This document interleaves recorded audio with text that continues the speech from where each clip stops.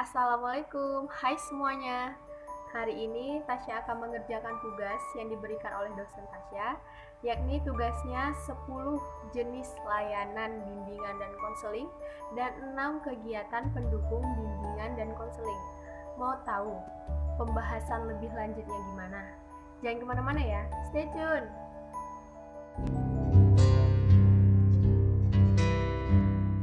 Sebelum masuk ke pembahasan, saya akan memperkenalkan diri saya terlebih dahulu.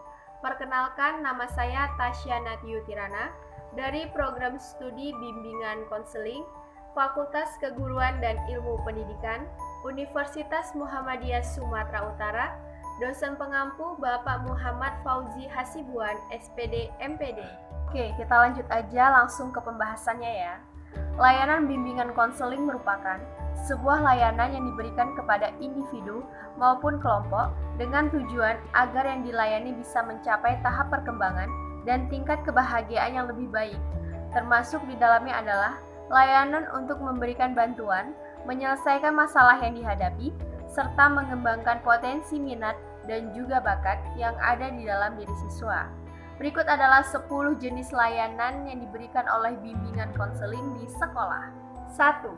Layanan orientasi merupakan layanan yang memungkinkan peserta didik memahami lingkungan baru, terutama lingkungan sekolah, budaya sekolah, ruang lingkup yang dipelajari untuk mempermudah dan memperlancar perannya sebagai peserta didik di lingkungan yang baru.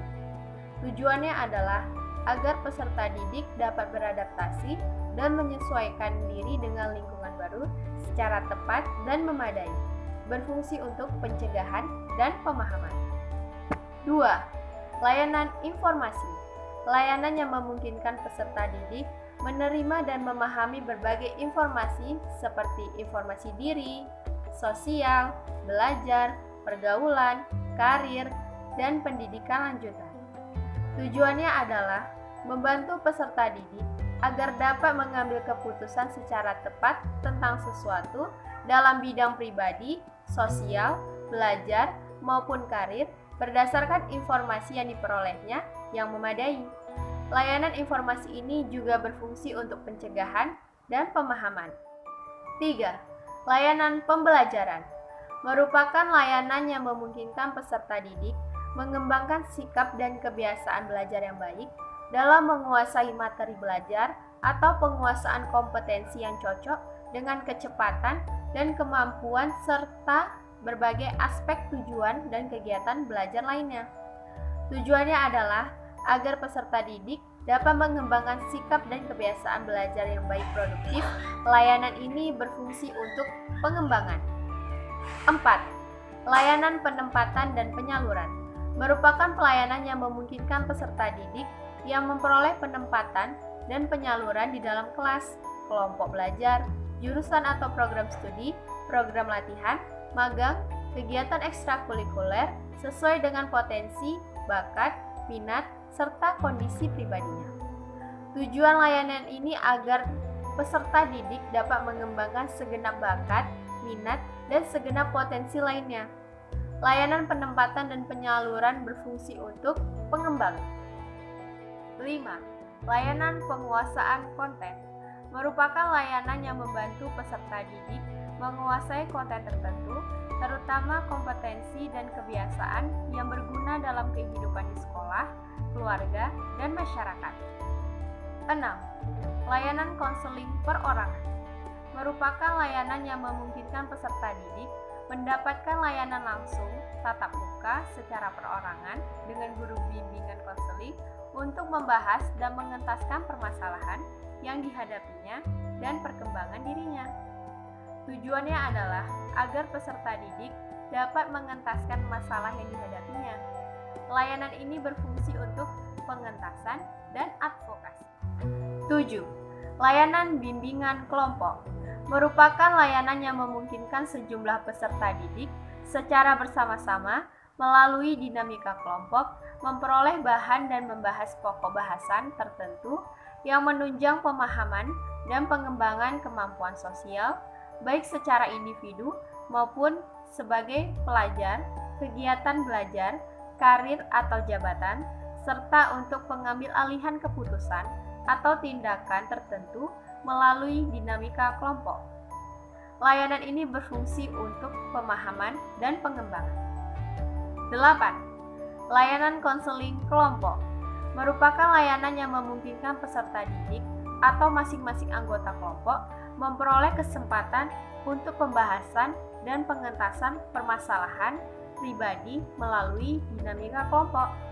Masalah yang dibahas itu adalah masalah-masalah pribadi yang dialami oleh masing-masing anggota kelompok.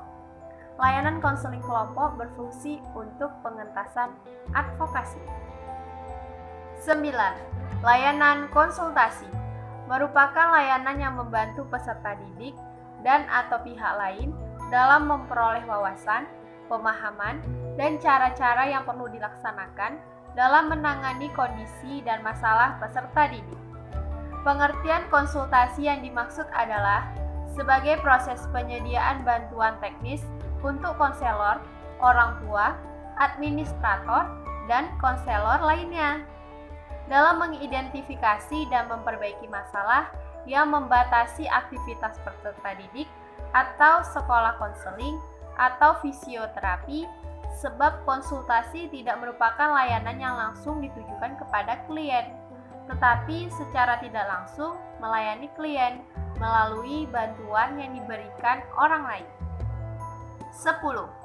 Layanan mediasi merupakan layanan yang membantu peserta didik menyelesaikan permasalahan ataupun perselisihan dan memperbaiki hubungan antar peserta didik dengan konselor sebagai mediator. Oke, lanjut ke pembahasan berikutnya, yaitu 6 kegiatan pendukung, bimbingan, dan konseling. 1. Aplikasi instrumentasi. Aplikasi instrumentasi adalah upaya pengungkapan melalui pengukuran dengan memakai alat ukur atau instrumen tertentu.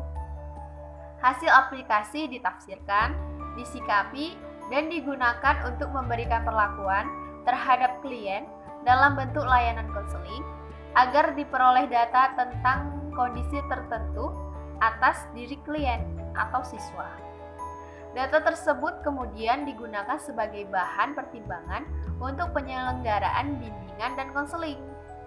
2. Himpunan data merupakan suatu upaya penghimpunan, penggolongan-penggolongan, dan pengemasan data dalam bentuk tertentu, bertujuan untuk memperoleh pengertian yang lebih luas, lebih lengkap, dan lebih mendalam tentang masing-masing peserta didik dan membantu siswa memperoleh pemahaman diri sendiri. 3. Konferensi kasus merupakan forum terbatas yang dilakukan oleh pembimbing atau konselor guna membahas suatu permasalahan dan arah pemecahannya, bertujuan untuk mengumpulkan data secara lebih luas dan akurat, serta menggalang komitmen pihak-pihak yang terkait dengan kasus yang terkait dalam rangka pemecahan masalah. 4. Kunjungan rumah merupakan upaya mendeteksi kondisi keluarga dalam kaitannya dengan permasalahan-permasalahan individu atau siswa yang menjadi tanggung jawab pembimbing atau konselor dalam pelayanan bimbingan dan konseling. Kunjungan dilakukan apabila data siswa untuk kepentingan layanan bimbingan konseling belum ada atau tidak diperoleh melalui wawancara dan angket. Tujuannya untuk memperoleh data yang lebih lengkap dan akurat serta bertujuan untuk menggalang komitmen antara orang tua dan anggota keluarga lainnya dengan pihak sekolah yang berkenaan dengan pemecahan masalah siswa. 5. Alih tangan siswa merupakan upaya mengalihkan atau memindahkan tanggung jawab, memecahkan masalah atau kasus-kasus tertentu yang dialami siswa kepada orang lain yang lebih mengetahui dan berwenang, bertujuan untuk memperoleh pelayanan yang optimal dan pemecahan masalah klien secara lebih tuntas. 6. Tampilan kepustakaan, yaitu kegiatan yang menyediakan berbagai bahan pustaka yang dapat digunakan peserta didik dalam mengembangkan pribadi, kemampuan sosial, kegiatan belajar, dan karir atau jabatan. Merupakan kondisi sangat memungkinkan klien memperkuat dan memperkaya diri dengan atau tanpa konselor. Sekian dari pembahasan kali ini. Semoga bermanfaat bagi kita semua. Terima kasih kepada teman-teman yang sudah meluangkan waktunya untuk menonton video ini. Sampai jumpa di video selanjutnya ya. Terima kasih.